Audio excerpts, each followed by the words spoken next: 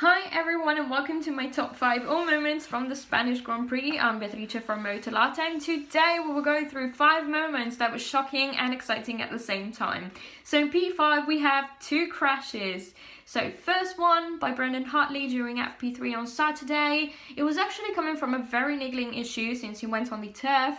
He just lost the car, he spun and then he hit the wall, but that was actually enough to destroy his car completely. Hence the mechanics had to replace his gearbox as well as the power unit and the suspensions obviously. And overall it was a very nasty crash. We had evidence once they lifted the car and we could see the rear crumbling to pieces, and that triggered one of the best reactions on the internet, as well as Romain Grosjean following the crash, who was just sitting there thinking about his mistakes probably, because yes, he keeps on blowing chances when he's endowed with the 4th best car on the field, at least on some races, and he's just potentially dangerous because he keeps on venting his frustration on the track. Yesterday he hit the poor Nico Hülkenberg and Pierre Gasly, who were basically innocent, and also he was about to hit Fernando Alonso, who was in the way, but then he avoided the crash by just centimeters, I believe. And overall I think that the FIA was a bit too lenient towards Romain Grosjean with a penalty, because it was just a 3-place penalty for the next race and 3 penalty points on the license, whereas 6 years ago they gave him a disqualification. So it was a bit unbalanced, but if he keeps on going down this road, if I were the team, I would be considering changing drivers, because he's a very experienced racer and he's not supposed to be making these mistakes at this stage of his career, certainly. Moving on to P4, we have Kimi Räikkönen, who was very unlucky once again. The testing issues on the power unit, which was smoking all over, were actually coming back yesterday, and also between Friday and Saturday. They precautionally replaced the power unit, at least some components, including the ICE and the turbo. But yesterday happened the unthinkable. Once again, he had reliability problems. He lost drive, he lost power, and then during the 25th lap, he had to retire from the race. It was very, very unfortunate, as well as Sebastian Vettel, who was actually struggling with the tyres, but also Ferrari was suicidal with the strategy. And then we move on to P3 with Max Verstappen unexpectedly claiming a podium finish. He was actually taking advantage from Sebastian Vettel's debacle with the tyres. Actually, at the moment, we are in the middle of a storm between Pirelli, Mercedes and Ferrari by reducing the tread by 0.4 millimeters, which is a very, very small difference, but it actually might be favouring Mercedes. We still don't know, but what we know is that yesterday Ferrari did big time with the strategy as well. At the pit wall, they probably blundered, just like Romain Grosjean during the first lap.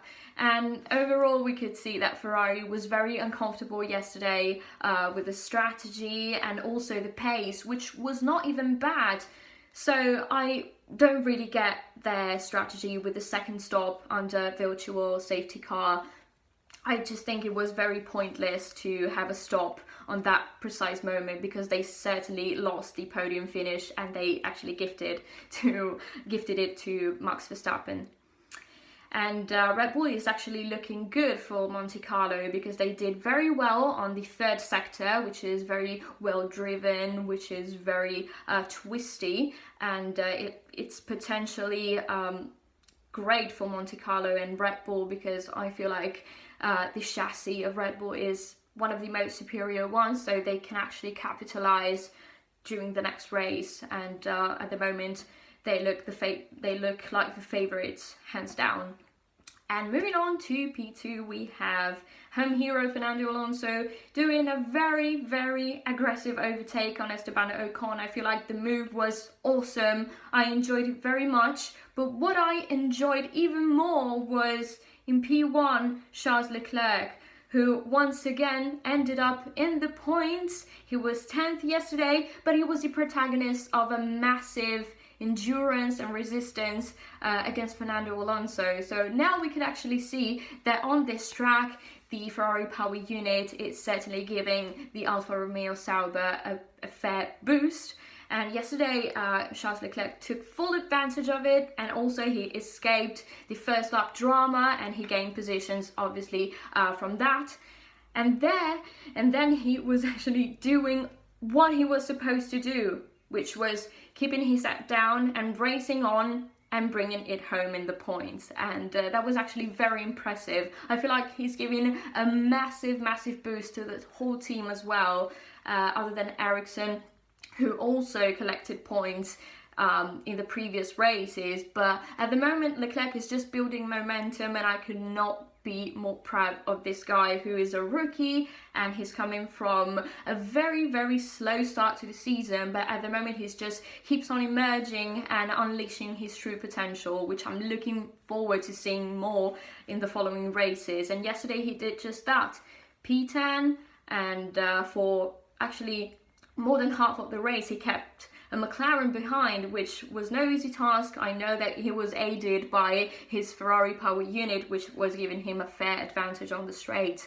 But however, he was driving flawlessly. He just did not commit any mistakes, and that is basically enough to gain the first place of my top 5 all moments. So guys, let me know what you think about yesterday's race, and we will see each other very soon for the Monte Carlo Grand Prix. Bye!